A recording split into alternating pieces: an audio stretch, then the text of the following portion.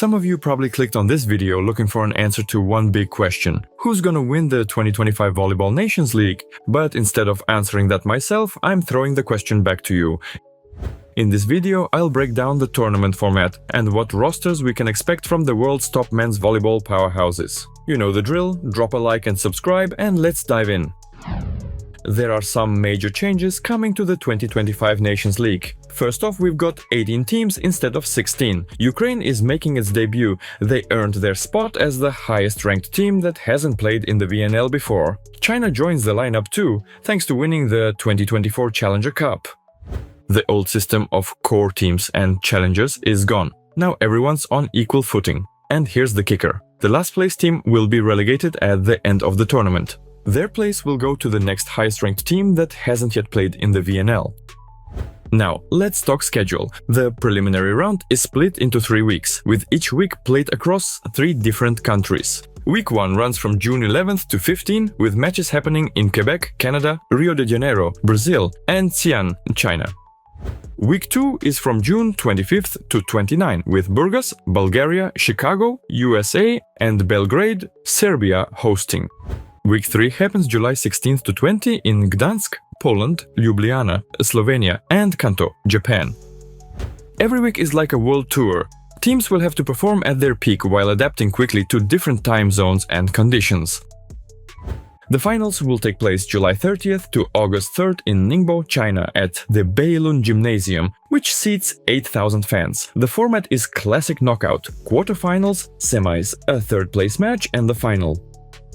If China doesn't make the top 8, they'll still play in the finals as hosts, bumping out the 8th ranked team.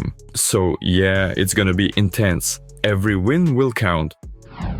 That said, with the World Championship just around the corner, some teams probably won't go all out in this tournament, which means more new faces and more unpredictability. So let's take a quick look at what kind of rosters we might see from the top squads. Of course, lineups will vary week to week, but we need a sense of who might show up when it really matters.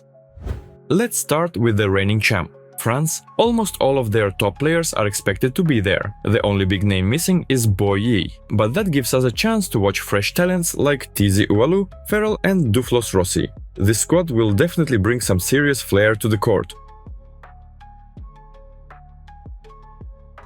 Poland is shaping up strong too. The regulars missing are Janusz, Kaczmarek, Bieniek and Zatorski. It's been a long season. Some guys need surgery, some just need rest. Totally understandable. But that opens doors for fresh blood from the extended roster, and we're likely to see them get court time early on. Look out for newly crowned Polish champions Sasak and Sawicki.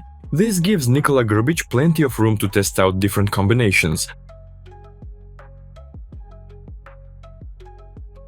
Team USA might be the most experimental of all. For Kirali, this will be his first tournament coaching the men's national team, and he won't have access to a lot of key players. It's easier to list who will be there: Ma'a, Ensing and Shoji. Those are the few names we've consistently seen in the squad. The US lineup will include guys from pro leagues in Europe, as well as NCAA prospects.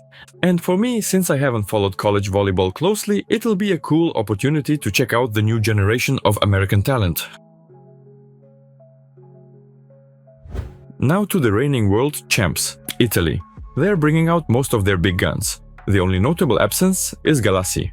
And for the first time in a while, the opposite position is looking really competitive. Not just Romano, but also Bovolenta and Ryklitsky, who's earned his first ever national team call-up for an official tournament. Young Lube setter Boninfante will also try to push into the mix against the trio of Gianelli, Sbertoli and Porro.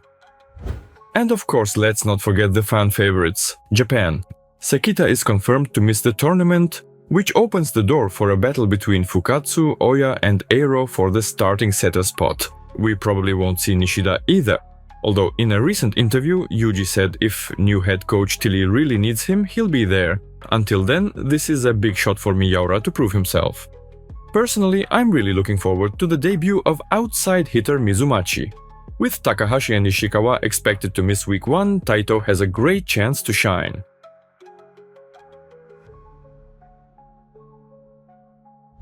There's also a lot of interest around Bulgaria, mainly because of rising star Simeon Nikolov. I'm super curious to see how his setting game has evolved after a season in the NCAA. By the way, if you want a mini review of Nick Olof from the recent friendly tournament in Poland, let me know in the comments. Honestly, Bulgaria's bringing their strongest roster in a while, so Olof is no longer expected to play these events, and no one's really counting on Kaziski at this point, so this squad could become a real dark horse in the VNL. Brazil is also starting a slow rebuild. We won't be seeing Bruno, Wallace, Lucas, Leal or Thales this year, which makes this a perfect time for the next generation to step up. Transitions are always tough for Brazil, but this lineup could be exciting to watch. And one more team I want to highlight, Slovenia. Changes are coming not just on the coaching staff, but on the roster too. For the first time in years, there'll be no Ropret, Pajenk or Cibul. Under Kretsu, younger players barely got a shot. I really hope new coach Soli gives them minutes, because Slovenia has some legit young talent that needs to grow.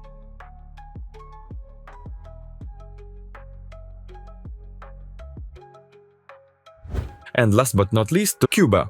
I'm pretty confident they'll make the playoffs this time. Their top outside hitters are now fully adjusted to playing abroad, so that spot is locked in. The only question left is the opposite position. If they figure that out, they could make a serious run. And yes, the legendary Simon will be joining the team for this tournament. He's coming back to support his country in this high-stakes competition. You can check all the official team rosters on the VNL website. So there you have it. A quick walkthrough of what to expect in the 2025 Volleyball Nations League.